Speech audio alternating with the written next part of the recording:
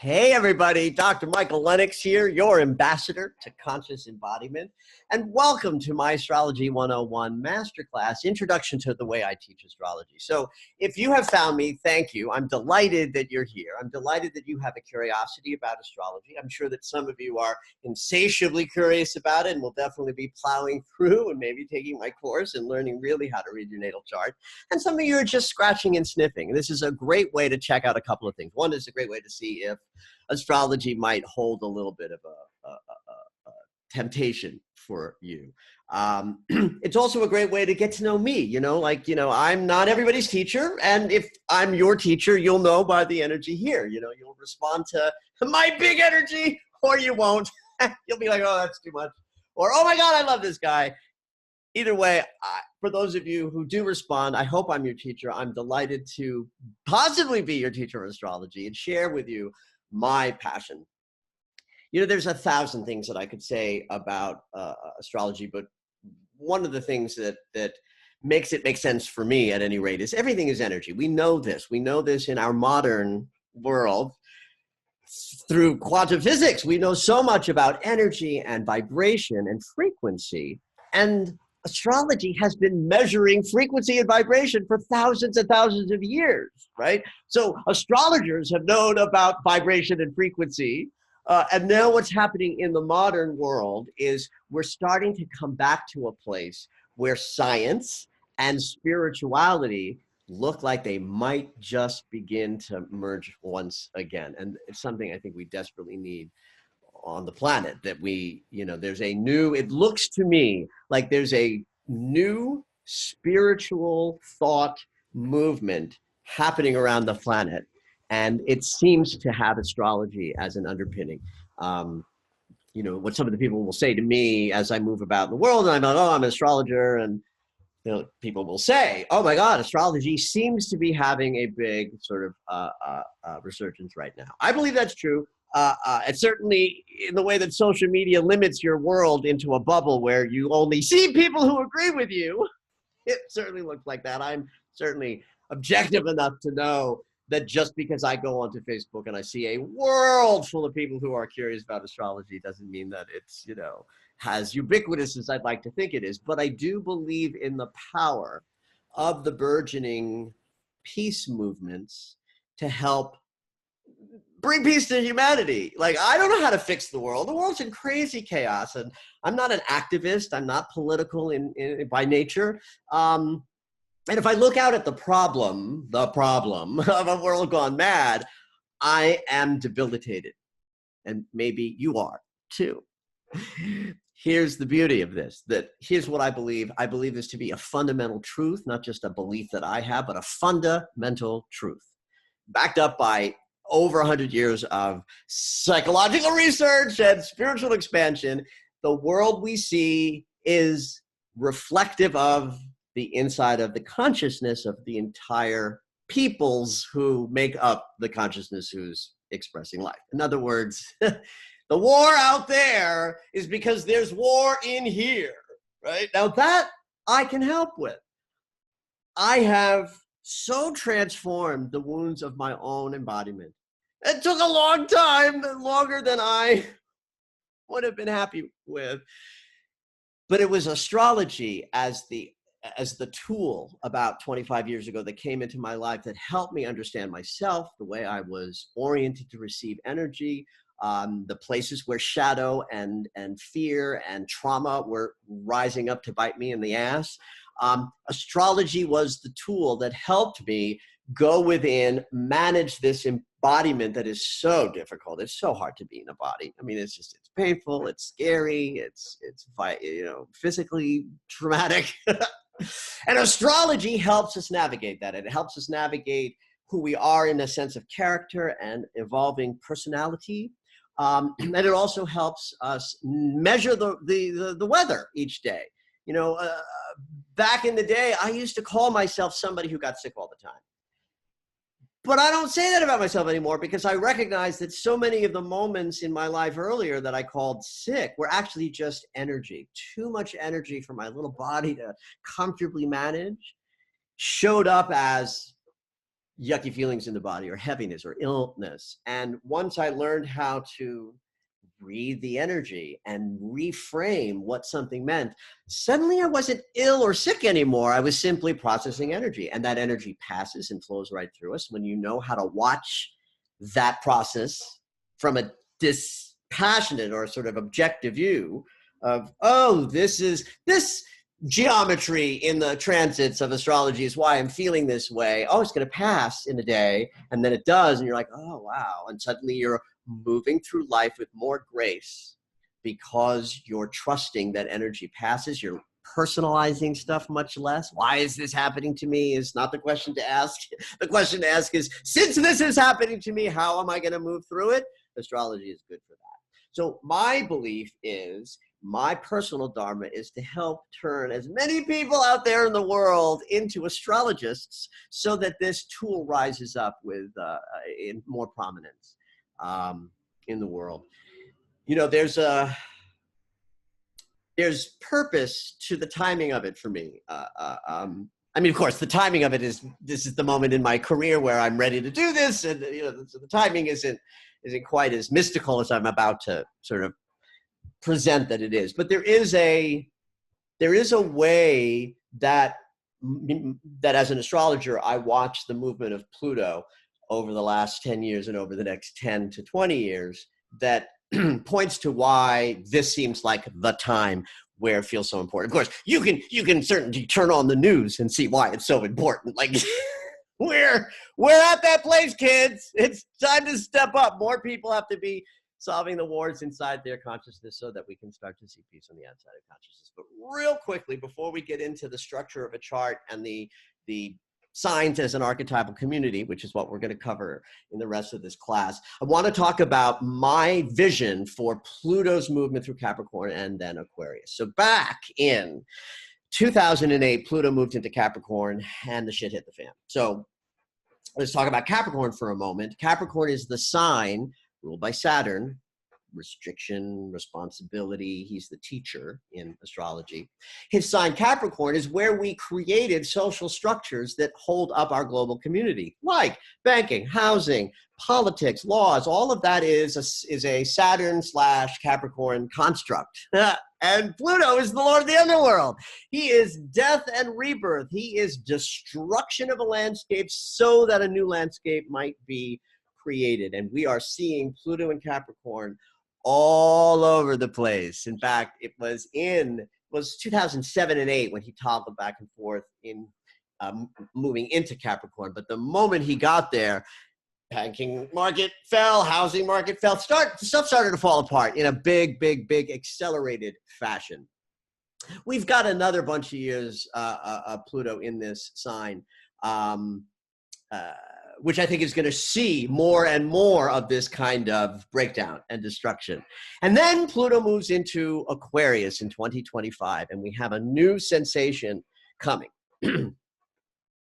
Aquarius is a beautiful archetype. The water bearer was a dude who knew that something was missing because he had intuition. So Aquarius invented intuition. In this intuitive download, Aquarius said, I'm going to go find it, whatever it is that is missing. And he goes on a hero's journey, finds water, brings the water back to the community. Life begins because water brings life. In this way, Aquarius rules the global community, or the concern for the community. So it's not so much global community, but community. Why it's global community, why the age of Aquarius includes this global community rising up, is because of where we are in our consciousness on the planet. We have banded the world together. It's a tiny world now. It is knowable. Whereas, 100 years ago, 200 years ago, it wasn't knowable in the same way that it is now. And the internet, invented by Aquarius, is the sphere of knowledge that is now circling the globe in the form of the World Wide Web and all of that infrastructure. But the age of Aquarius is about the coming together of this global community. And if we make it, rising up to a higher level of functioning for the planet. Now, we've got 2,000 years to make this happen. But we're living through the transition, so it's mighty, mighty work. My belief is that as Pluto has been moving through Capricorn, on the affirmative side of the death destruction consciousness that Pluto brings is all of these beautiful movements that are emerging on the planet. There's some very, very big ones that have names and hashtags. And then there are tiny ones. Just look on Facebook. At any given moment, you can see thousands of people doing live videos inspiring others. Maybe they're picking up their guitar and singing, or maybe they're doing teaching. Some are being seen by thousands of people. Some are being watched by 5. Doesn't matter to me. Like, as long as people are being lifted up, right? 5,000, 5, it doesn't matter. These are small peace movements. Anybody sitting in their home saying, I'm going to move through this worldwide connected noosphere, as Barbara Marx Hubbard likes to call it, and I'm going to lift up the vibration in this little moment right here. And that in turn is going to lift up the vibration of the whole planet, right? This is the essence of how the age of Aquarius is going to bring about peace for humanity, right? So as we prepare for that coalescing that sort of happens between 2025 and 2035, 2040, the more people who rise up in their process, the better. I believe that astrology is the best tool to underpin all modern spiritual thought, right? That the coming together of law of attraction consciousness and the science of mind consciousness, all the modern ways in which we use spiritual principles to guide our lives, free from the dogma of religion. You know, that's how we're going to make it, guys. So my part is to find as many of you to become astrologists as I possibly can. And that is my aim. And I, come this way. And if this interests you, there's the opportunity to go further with my course, Astrology 101. But meanwhile, let's start with just orienting. Here's what I want to have happen by the time this class is over. So I want you to have a sense of the natural zodiac wheel. Like there's this circle, like that represents consciousness itself. We each have a natal chart that's a circle, that's individual, that connects into the collective. That's your natal chart. You took a breath at a certain time of day, on a certain date, at a certain latitude and longitude, where the planets were at that moment becomes your natal chart. Astrology 101 will teach you how to read and understand that natal chart. But for the sake of this masterclass, you understand I'm just describing that there's an individual, distinct, circular map of who you are that is generated by where the planets were when you took your first breath. There is a way, however, of perceiving the alpha omega chart, the natural chart, the chart of consciousness itself, that would be, the birth date of this chart is the Big Bang. Okay, so that's what I want to orient you guys to with this class. So it starts though with the map of the zodiac itself, which is just a circle. It's a wheel, and we are gonna look at that. There it is, your circle. And I'm making a point here. I mean, it might be sort of silly to be going, woohoo, circle, first slide. But remember, astrology leaves nothing out. And that's why circular makes sense.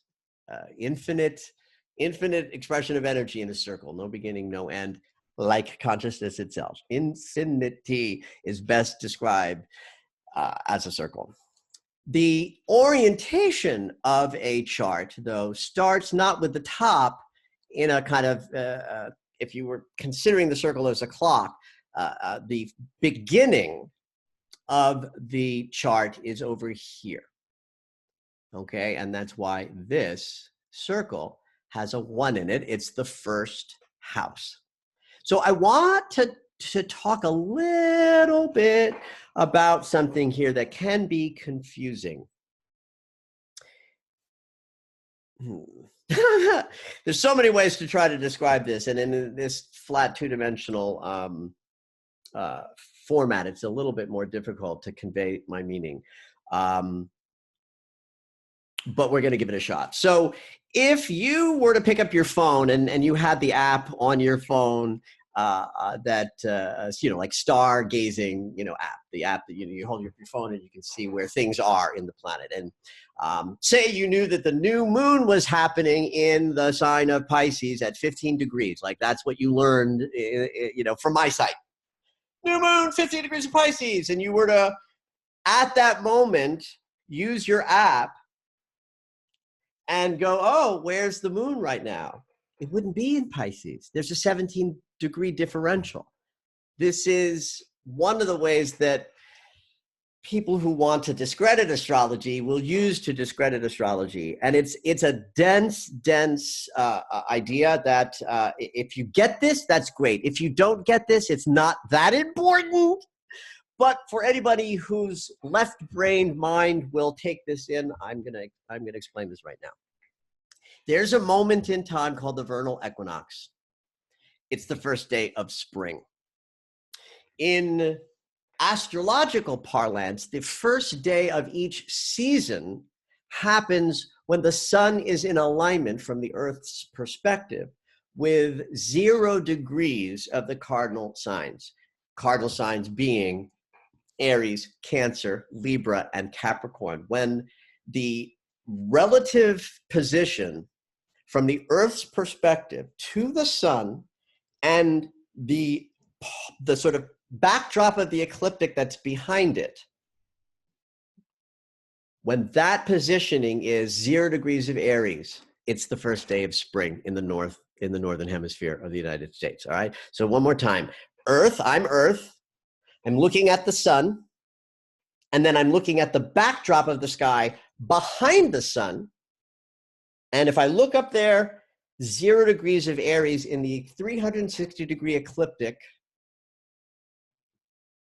is the positioning that happens on the first day of spring in the northern hemisphere. 0 degrees of Aries, vernal equinox, first day of spring. But here's the thing. It's not really that in the visual setup of the universe. There's like 17 degrees behind because the universe has shifted over the last 8,000 years since we established this principle in astrology of the vernal equinox and 0 degrees of Aries aligning. So what we do in Western astrology is we reset. We reset the positioning to declare that at the vernal equinox, which we know is a set time each year because the sun and the relationship between the sun and the earth is what it is. That is the moment of exactly same length of day, same length of night. That's what an equinox is. So that's definitive. That can't be argued. You can't say, oh, well, it's tomorrow when it's today. Oh, that's yesterday when it's today. It's today, right? It's when it is. What's artificial is the idea that the alignment, the measurable alignment in astrology for that moment is like resetting the system to 0 degrees of Aries. And then in the house system that I use, that most Western astrologers use, what that sets up is the position of the first house, and all of the houses that follow become your natal chart. But what we're going to talk about is the natural wheel of the consciousness of the I am, where the idea would be, it's a different house system, so I don't want to get too confused, but we're just going to consider the wheel as 12 equal symmetrical divisions of the 360-degree circle that is consciousness itself into 12 houses of 30-degree geometry each. So when you think of the signs, which we'll talk more in detail about later, I want you to start thinking about them as geometry, as well as archetypal qualities. That each sign occupies 30 degrees of geometry, and that's what generates and creates the idea that a natal house has a natal chart has 12 houses. And then the 12 signs of the zodiac each occupy one of these houses. And that's what we're going to cover in the latter part of our class today. But what I'm going to do now is continue to go through the structure of the natal chart so that if you do decide to take Astrology 101, when we get to that point in the course, you will already have a strong foundation of how this circle is divided into sections that help us read it. Okay, so but it starts with the most fundamental way the chart is structured, which is this house system that begins with the first house over there on the left-hand side, right, would be the sort of 8 to 9 o'clock position. And then counterclockwise around the chart is the order of the houses. And you can see that the 12th house is, back to the alpha and omega piece. So if we continue to deepen our distinction of how this circular chart works, we have 4 cardinal points that divide the circle into 4 equal quarters, right? And so turn on my little annotating function. Here's the first angle here. This is the most important angle of the chart. It's the ascendant. It's the first it's, well, in the spirit of alpha and omega, it's the alpha piece. It's where we begin. And it automatically creates its opposite, the descendant, right? So the ascendant is also known as the rising sign. And if you think of the eastern horizon, I'm pointing there because you don't know this, but I'm sitting in front of a window and the sun happens to rise right over there. So if the sun is rising over the eastern horizon, you can think of that as the point where consciousness is tumbling at us, right? That's just as the sun suddenly comes up and waves us, with light. That's the energy of the ascendant in a natal chart. It's the first energy that shows up. So in a natal chart that is your chart, it would represent your sense of self. And then here in the natural wheel, it's the beginning, the I am, which will be clearer when we get into signs. But understand that once we establish the ascendant of the chart and we have the beginning, we have its opposite point, the descendant, which is the sensation of going towards, right? If the rising sign is how you rise up over the eastern horizon, you rise up and come into the room, its opposite is, well, what are you moving towards? What's the energy that you're attracted to or propelling yourself in the direction of? Now, the calculation of the ascendant will also establish a calculation of what's the midheaven, the upward pointing energy. And that's called the median coli, or the midheaven. That's the top of the chart, the 12 o'clock of the chart. And then its opposite is the imam coli, the bottom of the chart. This trajectory of opposites is like home public. The bottom of the chart, the 6 o'clock, the imam coli, that's the part of the chart that's personal. That's what happens at home, what's behind closed doors, what's private. And its opposite point up at the top of the chart is public. In really simplistic way of perceiving the wheel, 10th house, top of the chart, that's like work and career. I like to think of that more as legacy. What are you doing outside of the house? What are you doing in the world that you might leave behind? Like in the 4th house, the bottom of the chart, that's consciousness that is private. So it's not what you leave behind, it's what you do behind closed doors. So the opposite, the top of the chart is the legacy, the top of, what you bring into the world, what you do. And again, when we get to the sign section, some of this is going to make deeper sense, right? So I'm going to knit together how this structure that I'm taking you through now will also relate to the signs that occupy these houses in the natural wheel. Okay, so you've got now the next division of the circle into these 4 equal parts. Let's move on to the quadrants. So By taking the circle and dividing it into 4 points, we get 4 different pie charts. These are called the quadrants. Quadrants, 4, got it, quad, 4. So the first quadrant is the personal self portion of the chart. It connects to your actual beingness, right? So first house self, second house desires, third house communication. This quadrant is all about you in your own body, in your own mind, in your own wants and desires are all represented in this portion of the chart. Okay. When we move to the second quadrant, we're now talking also personal, right? The whole bottom of the chart, which is oddly enough called the Northern Hemisphere. That's the Northern Hemisphere. Southern Hemisphere is the top. It's inverted. I could probably explain why that is, but I think I would, get a headache myself. And why would you be interested in that? It's too dense. And ultimately irrelevant, but just know that the bottom of the chart is personal. So if the first quadrant is personal self to self, then the second quadrant is personal self to environment. Fourth house represents home and hearth. Fifth house is about joy and celebration, children and play and creative expression. Sixth house is about the body, health, and being of service.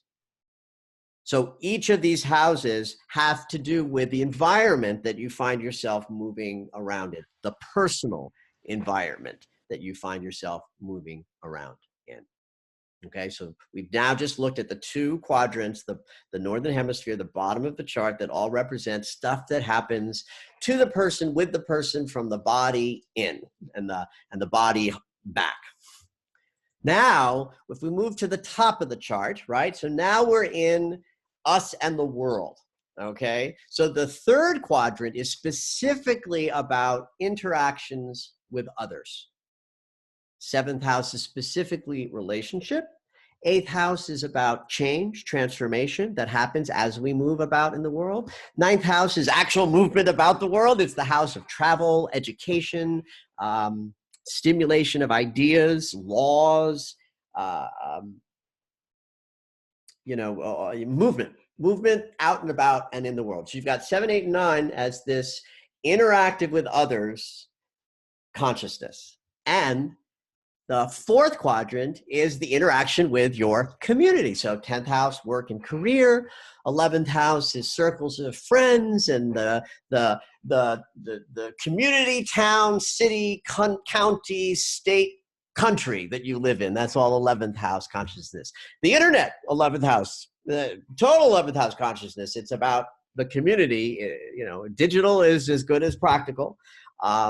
That's an 11th house. And 12th house is the unconscious mind. So everything that the unconscious includes. I use the term unconscious to refer to everything that is mysterious and unknowable. So not just what the psychologist would determine as the unconscious of, fearful stuff and shadow stuff and hidden stuff, but also where God lives, where creativity comes from, where we are in fact all connected to each other, where forgiveness, compassion, and all of that qualities of love in your interactions are natural. That's 12th house. We're all one. We're all love. We're all connected. So between 10, 11, and 12, work, doing stuff out in the world, where you dwell in community, and how you're connected to every other single human being on the planet through all of the collective ways that we're connected. That's the fourth quadrant of the chart. So here's the whole thing. Take a look at it, maybe make a note or two, copy this down if you want. Drawing it out can help you understand it a little bit, I think, more deeply. So there it is. I'm going to come back to just this this view for the moment. So that's the natural chart structure.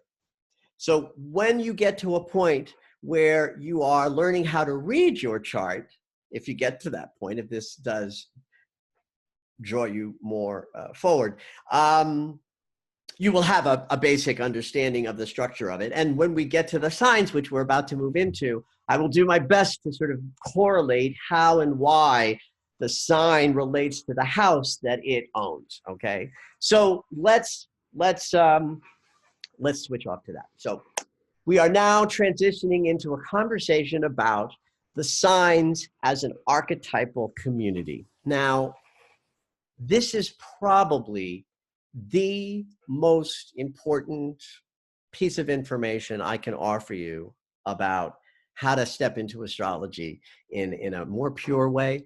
Is if I say Virgo and you think of Marcy and Frank, they're Virgos, or, oh, I used to date a Virgo, that didn't go so well.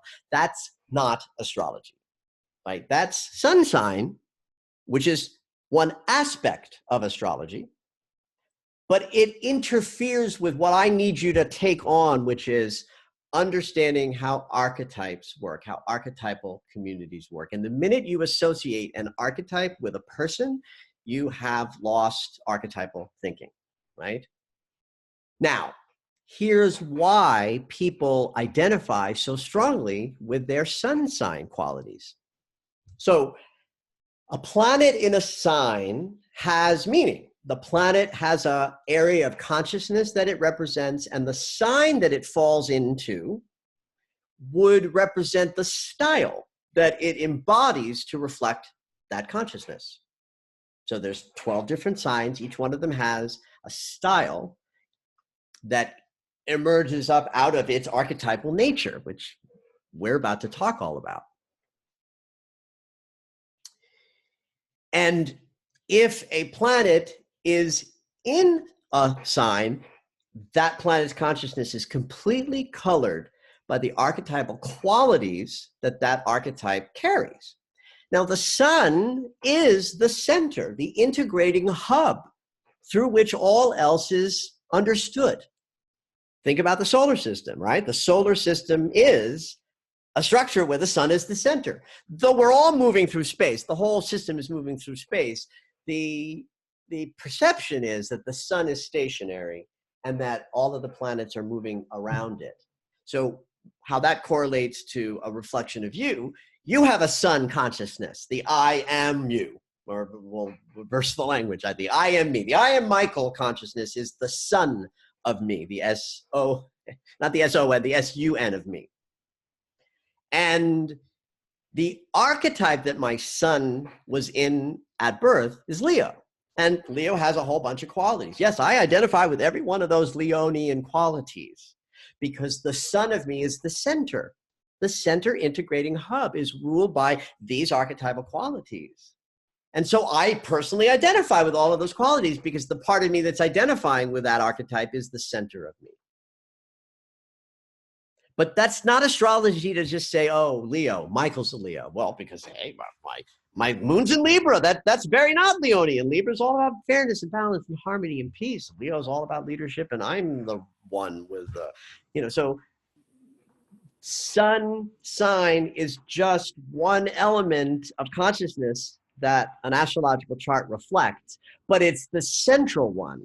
So if you read those qualities, yeah, you're going to identify with them. So in reverse, when you turn this around and I say Capricorn, I want you to think of the archetype of Capricorn, which we're going to get to, rather than the people you know whose sun sign is in, Capricorn or Leo or any of the other.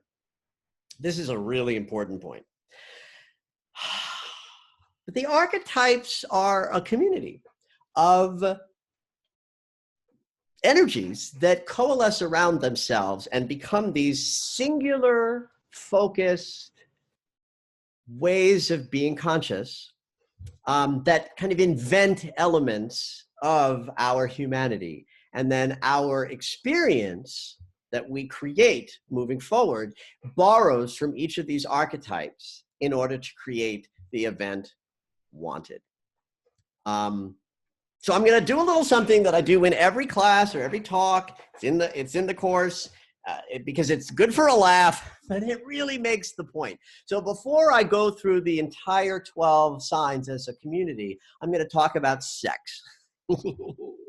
Partly because, I like sex, so I'm fond of talking about it. But it's also, it gets people's attention, and there is a mythology out there that if I have a group of people that I'm talking to and I say, hey, who invented sex of the 12 signs of the zodiac? Everybody who has even a little bit of knowledge is going to say Scorpio. But guess what? Scorpio can't have sex. Scorpio can only kill. That's what Scorpio invented with that stinger, that venom. That's what that archetype is all about. So everything in life that requires change and transformation, that's Scorpio's domain, because that's what that archetype embodies, the capacity to go into death and then reemerge as rebirth. So who can have sex? I probably shouldn't have told you that I'm a Leo sun, because the answer is Leo. Leo invented joy, play, children, creative expression, everything about life that is joyful and fun, like being creative, being expressive, being affectionate, having a sense of warmth and benevolent leadership. All of that is the Leo archetype. But in the lexicon of human endeavor, the one who invented sex was Leo. But Leo was smart. He walked over to Scorpio's house and knocked on the door and said, "Hey, Scorpio, I discovered this thing called sex. I really, really, really, really, really, really like it. I want to do it a lot." Scorpio says, "I can help. Every time you have sex, I will join you and I will create a death rebirth experience so that it is so transformative that people want to do it over and over and over and over and over again," right? So there you have a funny but apt example of how a human endeavor actually requires more than one archetype to occur. This is archetypal thinking, right? So if I say sex is going to happen, now assign a role for each of the archetypes. Each one is going to participate in a particular way. When I finish going through all 12 signs, we'll come back to the sex piece and we'll ground it in. So let's begin with the signs themselves at the top, and we will go to Aries. So let me get my little handout here. Aries, this is the Aries glyph. Just like a ram's horns, Aries is the first sign of the zodiac, and there he is. He belongs to and invented the first house. So if we really want to understand the power of Aries as an archetype, we kind of have to start with Pisces, even though we end with Pisces. Let's start the discussion about this archetypal community with the idea of we began in a void. So think Big Bang. We all know what the Big Bang is, right? But let's back up for a second. Before the Big Bang, there was, well, we don't really know, singularity, density, void, who knows what it was, but it was something that preceded, a density and a stillness that preceded the explosion into consciousness, and that would be considered the very tail end of Pisces. That's the void sign. So we start our alpha conversation, the alpha of Aries, with the omega of Pisces. And this is the beauty of the circle, is that this just spins into an infinite, repetition of an energetic cycle. But it starts with the void, and someone comes along and says, "I'll go." And it's Aries. He dives. He jumps into the void, fearless, fearless, fearless of the void, and he snaps up into consciousness and says, "I am." This is what Aries invented. He invented the idea of jumping into the void. Think about that. What's a void in your life? Well, every minute is a void with regard to the next minute that comes. You understand? Like in this minute, I'm getting ready to create the next minute. So the next minute comes and it's I am. So each moment is a creation of the next minute. Like even an out breath. You can think of an out breath as a Piscean experience, and your in breath as an Aries experience. I am. You want to start a new thing? You need Aries energy to begin. That's the idea of the ram. Now, in the idea of personality, Aries, the ram is thought to be impulsive, self-focused. Yes, anything that requires me first, I move, needs Aries energy. And so it's first. What I love is how we evolve, right? So we move from a question of I am, or not a question of I am, the declaration of I am, to the question of, well, where am I? That's where Taurus comes along. So second house is Taurus. You can see the glyph there. Looks like a bull, little sort of circular thing with two large horns would be the glyph for Taurus. And he inhabits the second house in the natural wheel. And think of it as question and answer. That, but the answer first is I am, and the question is, well, where am I? Form is Taurus's domain. So Taurus came along and said, okay, if we are somewhere, let's be grounded. Let's be comfortable. Let's make it a sensorially satisfying experience. So Taurus becomes the archetype that governs anything and everything that relates to form, that life has physical form, that in that physical form there is sensual pleasure, that the land of being alive, being in a body, starts with the I am, but it goes into a pleasurableness, that there is grounded presence in being here. And so Taurus archetype represents all of the ways that we want life to feel good, to be loving. You know, Taurus is, I won't talk a lot about rulership, but I'll throw this in here, that Taurus is ruled by Venus, so there's a lot of love sensation in the Taurus archetype. But here's something that's important about love, or Taurus rather, and Venus, is that Venus also rules money, by the way. Money is a feminine principle, and it was invented by Taurus, right? So the idea of masculine principle, Aries says, I want what you have, I take it. Remember, Aries was already here. He dove into the void, said, I'm here. So he grabs what he wants, and Taurus says, wait, no, you can have anything you want, but you have to exchange for it, right? So Taurus invented all of these ideas about how it's going to work in form so that this life that we're in feels good. When we evolve from there, we get to the consciousness of communication. And here we are with Gemini, the twins who occupy the third house. You can see the glyph has two lines, right?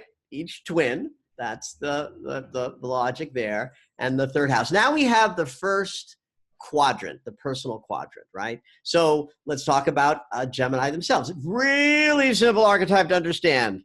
They're twins. What do? They talk.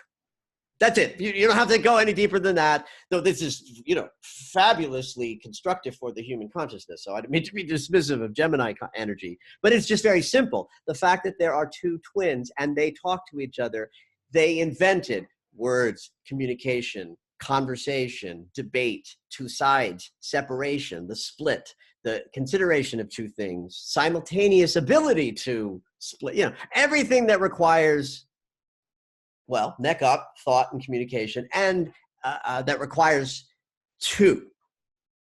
Aries is very singular.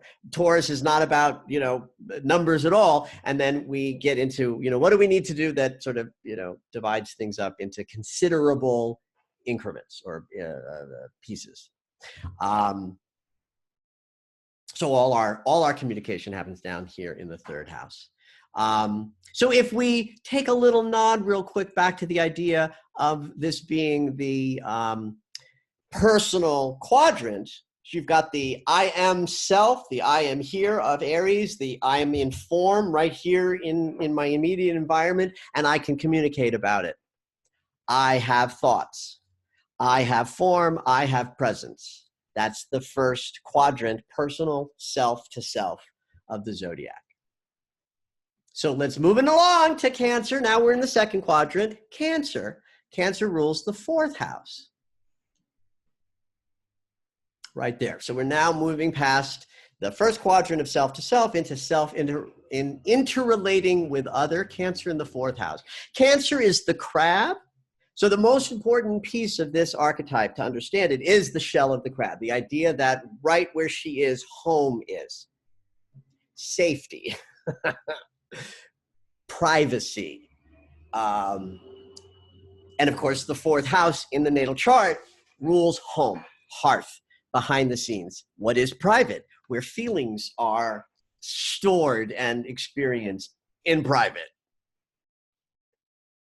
The bottom of the chart, it's one of the significant angles. The first, fourth, seventh, and 10th are the big ones, the big angles, right? So this fourth house cusp, you know, is the imam coli, the bottom of the chart that represents home, hearth, security, root chakra energy. And that house is where we understand then, okay, if I've got this person-to-person quadrant of I'm here and I'm in form and I can communicate about it, now we have to interact with others. So we need that fourth house to bridge the gap between self and other. Fourth house is the womb where birth happens, right? Cancer, the crab, that feminine mothering consciousness.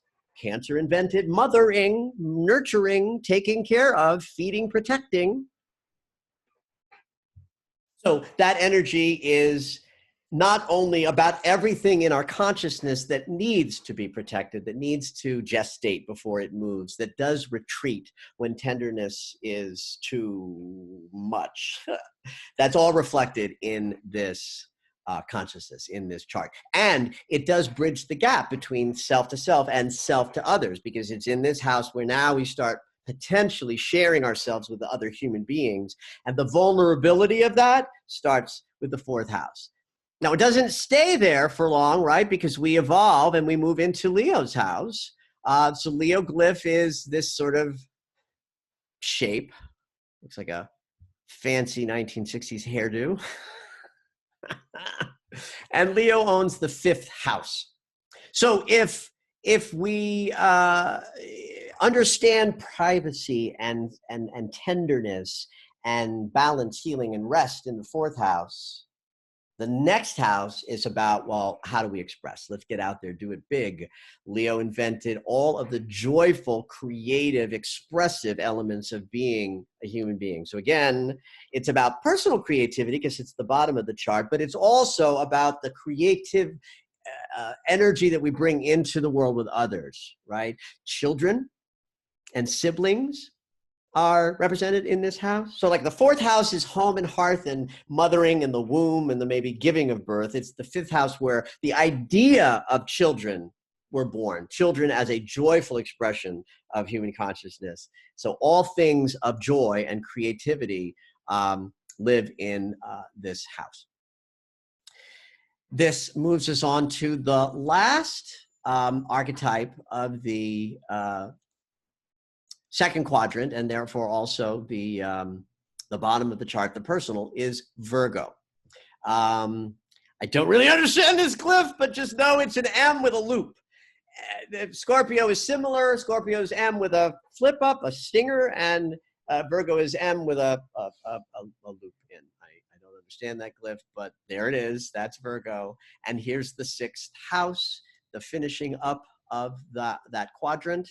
And I love this. I love putting this together. I get a kick out of it every time I say it.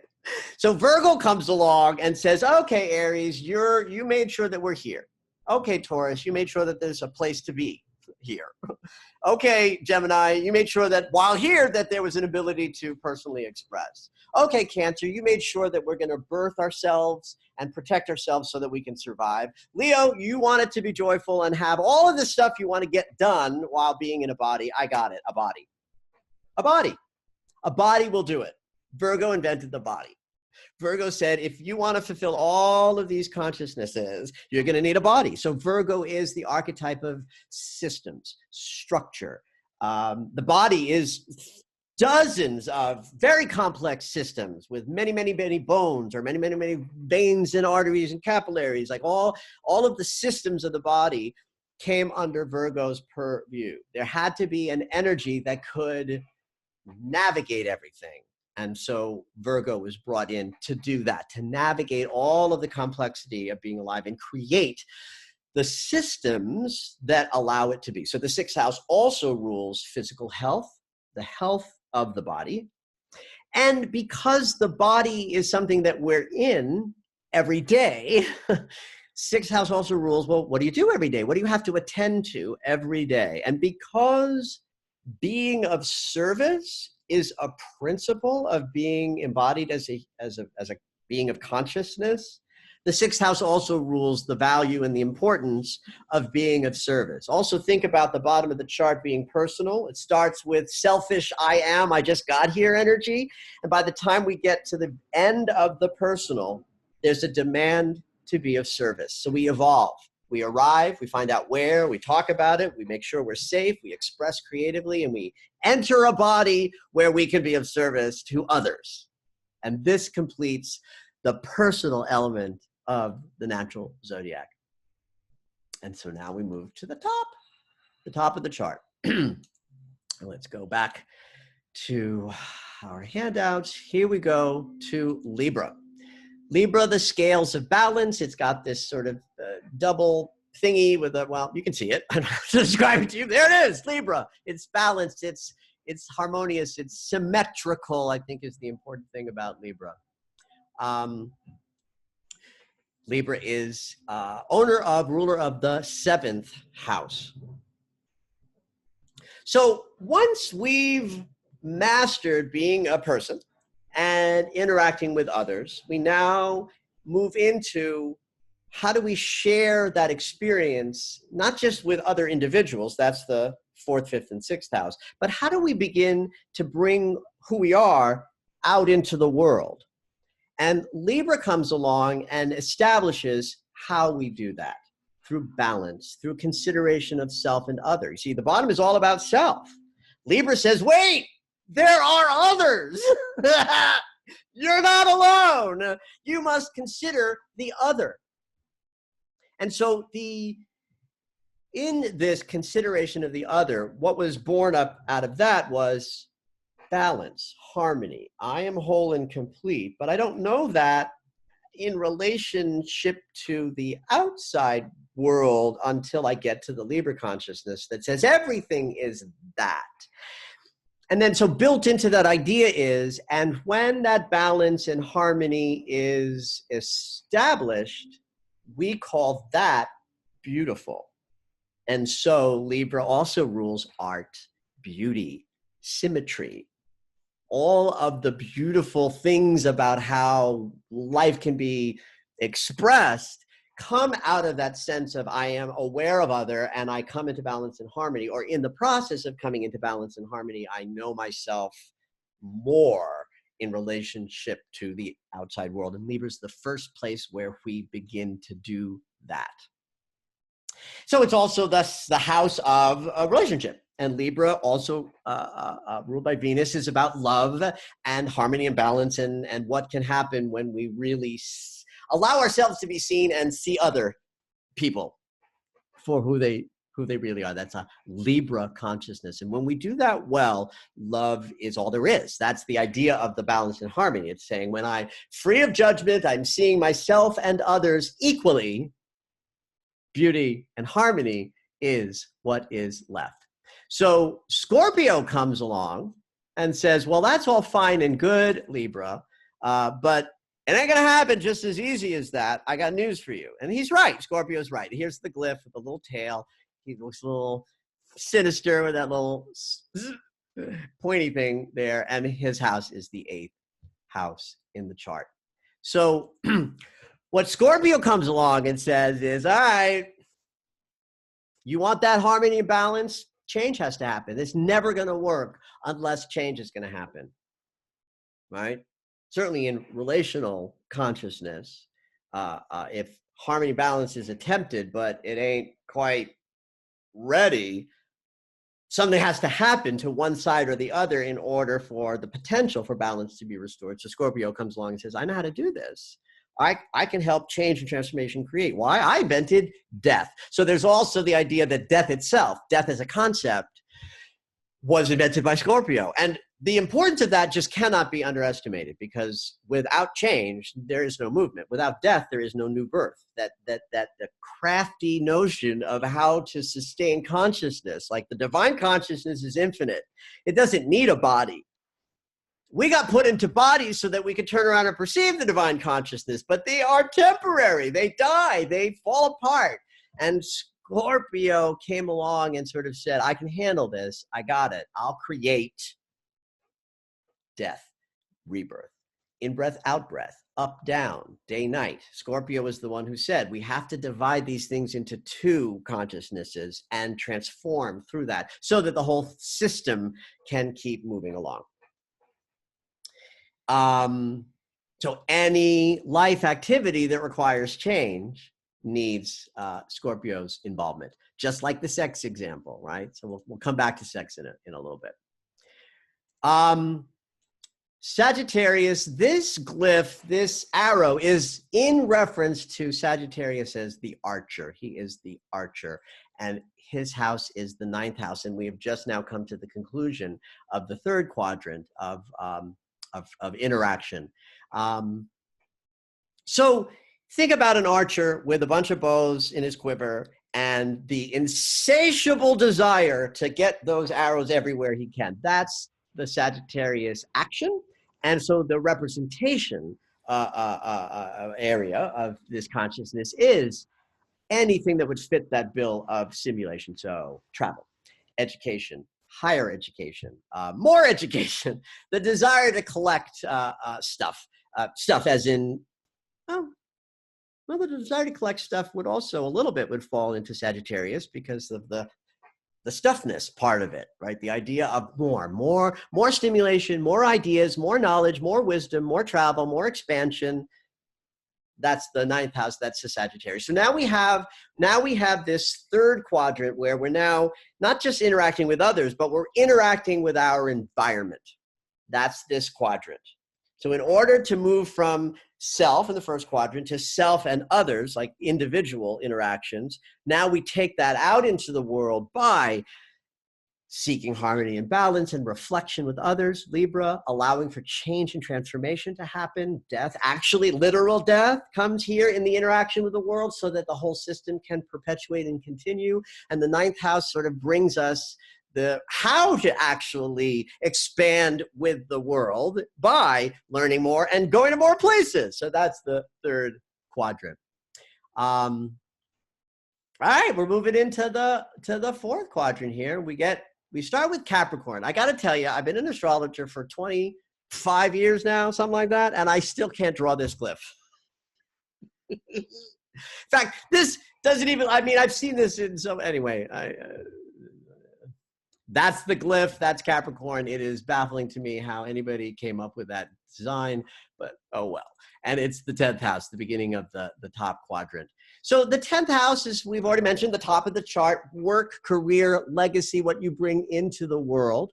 And the Capricorn archetype is in this house because he invented the idea that there's a purpose, there is a goal.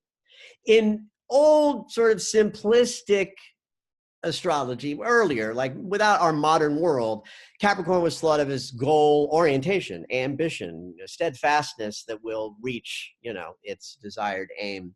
But also I like to think of, and not, I didn't invent this, this is in there, that attaining higher vantage point through conscious exploration is invented by Capricorn. Capricorn is the goat that climbs to the top of the mountain. So yeah, in a very simple way, it's like, are you driven? Are you ambitious? Can you get it done? Are you disciplined? That happens with Capricorn.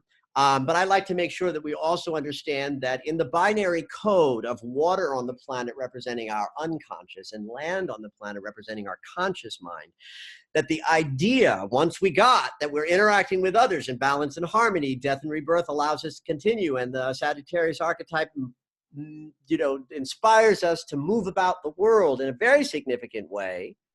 We evolve to the next place, which says, let's make it purposeful. Let's raise our vantage point. Let's climb to the highest mountain we can and see further.